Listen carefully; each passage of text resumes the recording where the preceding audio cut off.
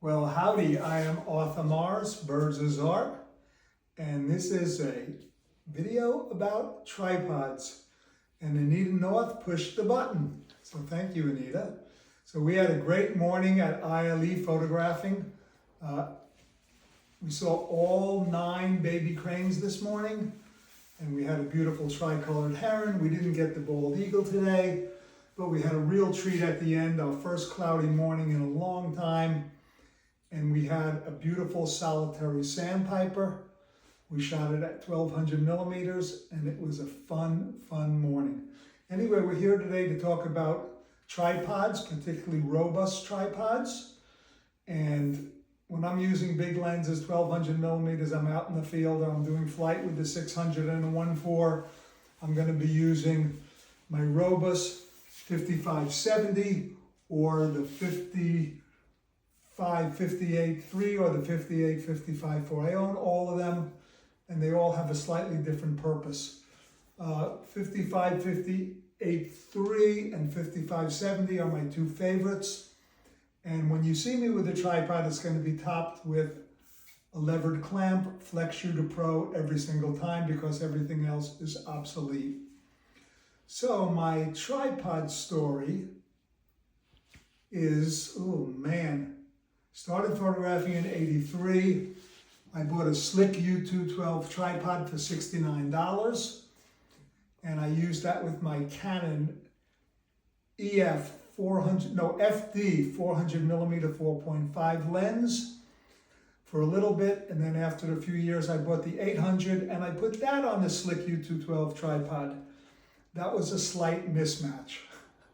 So I went to the tripod that everybody used for several decades, Gitzo, and they served me well for a decade or two until their quality control went down the tubes. I realized they didn't stand up well at all. Even when they went to carbon fiber from steel, they didn't stand up to salt water, sand, and grit. I was constantly sending them in to be repaired. For a while, Gitzo did their own repairs, and then they started shipping the repairs out. And it was horrific because you had a $900 tripod, and it cost $700 to get one leg replaced. So I looked around, came up with Enduro, which was manufactured by the Mac Group.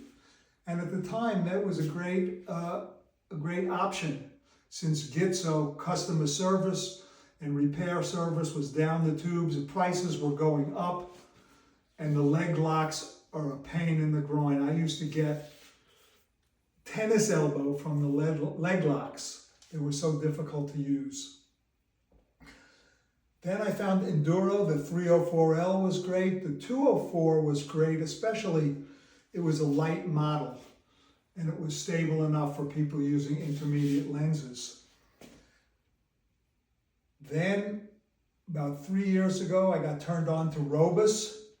And the first thing you notice when you grab a Robus tripod, you take it out of the box. The first thing is this little hook, which is worthless. I've never seen a photographer photographing birds who had to hang a heavy weight on this. So we tossed that away. Likewise, there's a little button on top to protect the screw mount, the thread. I never use that.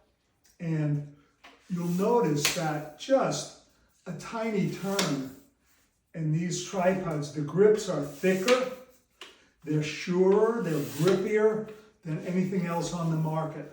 So Anita, who's now standing behind the iPhone, making sure there's no disasters, is smiling because she was using Enduro tripods. Neither of us use tripods as much as we used to, but there are times when you can't work without one. She was using Enduros, and it was so difficult for her to work the twist locks that she barely couldn't photograph. I would need to help her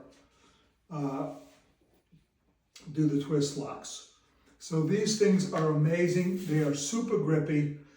They only take not even a quarter turn. It's more like a sixth of a turn to get stable. And this one is the 55-58-3, and this one is the 55-70. We'll get to that one last. That's the taller one.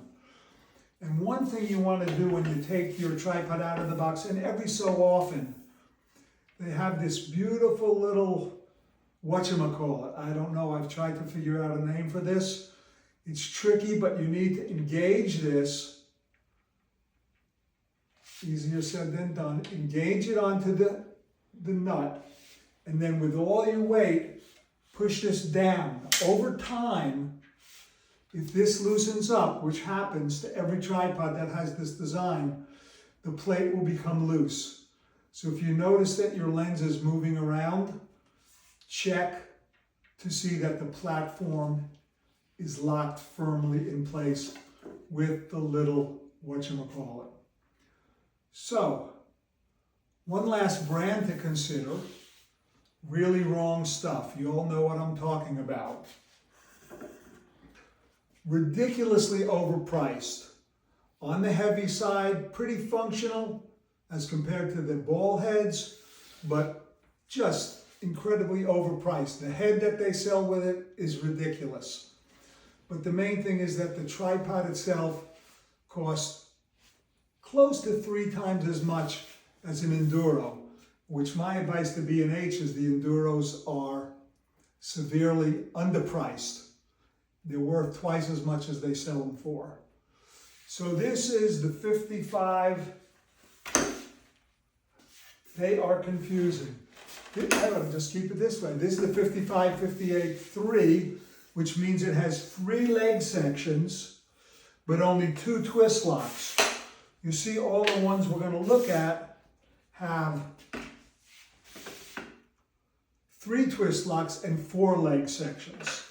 And again, you see the ease of these going up and down. And we're just going to put this off screen and take a look at the 4 section. And right now you can see one difference. The 55-70 is the tallest of all 3. It's also the heaviest. The 55-58-3 is 5 pounds and a tiny fraction. This one is maybe 5 pounds and an ounce.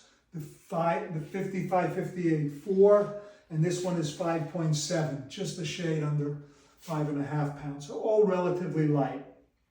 But one difference you can see here is the minimum height with the leg tabs in at the lowest setting. And you can see that this is lower. So if you're seated, you might prefer this over the 55-70 because the lens is more at your eye level when you're seated, depending on your height. That said, most of the time, with most of the lenses, we're often using the knee pod technique or the foot pod, so it makes the height difference obsolete. So again, this is the 55-58-4 with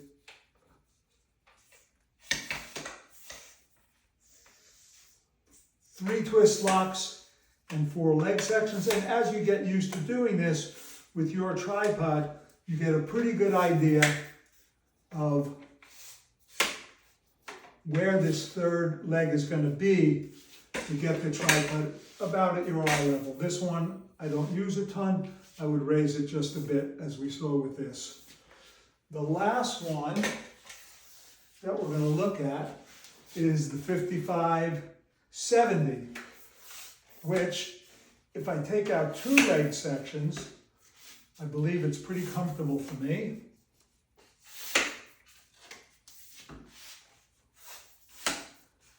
And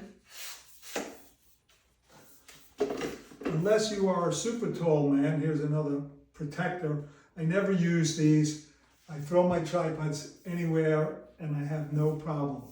But you can see that if you're a tall person, you want to go with the 55-70. Though Anita is a short person, she loves the 55-58-3 because it only has 2 twist locks. That's the first one we looked at. So she doesn't need this one, the least useful to her. And now we're going to take a look at some of the parts of the tripod. And I'm going to come a little closer with Anita's guidance and show you some stuff here. So first, we have the leg locks. These should come out and go in smoothly and easily. And these are used to adjust the height of the tripod, the angle of the legs. And they can go from fully spread out and flattened to the first click stop. And one mistake that beginners often make when working at slow shutter speeds is not having the leg tabs. I misspoke before. Not having the leg tabs flush with the metal stops. So that's important. If you're working at a fast shutter speed and you need some additional height, this is perfectly fine. If you're working at a slow shutter speed, you generally want to have the leg tabs flush to the stops. Show you the little whatchamacallit thing to tighten the platform. And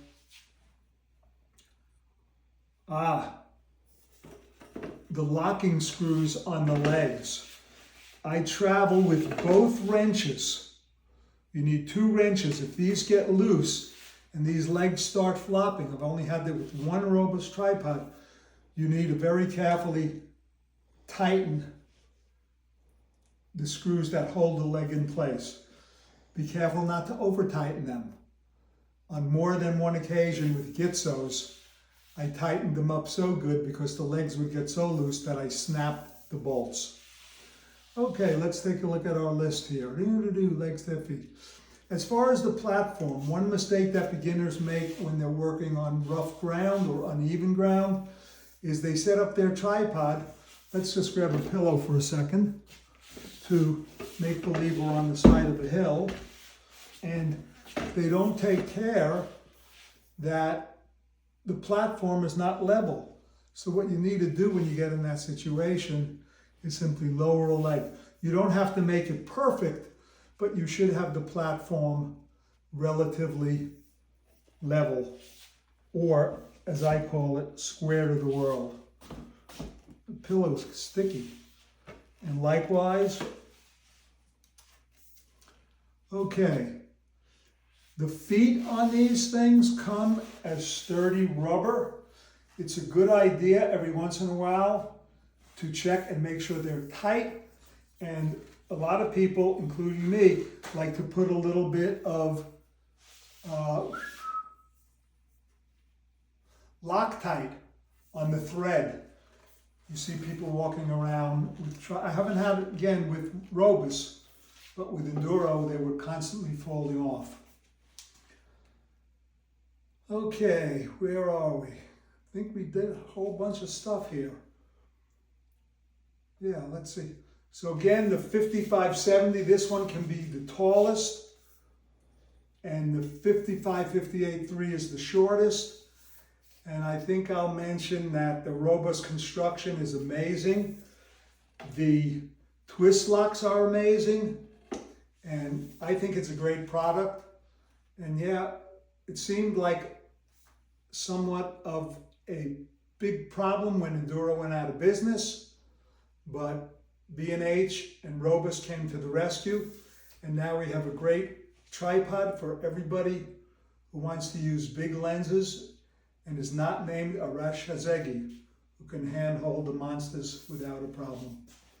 If you have a question, please leave it in the comments. We have links for everything, and I'm 100% sure, despite the beautiful list of topics to cover, that I forgot something.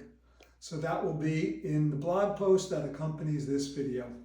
I hope you all have a great day. I hope you get out and make some great pictures. Love you much.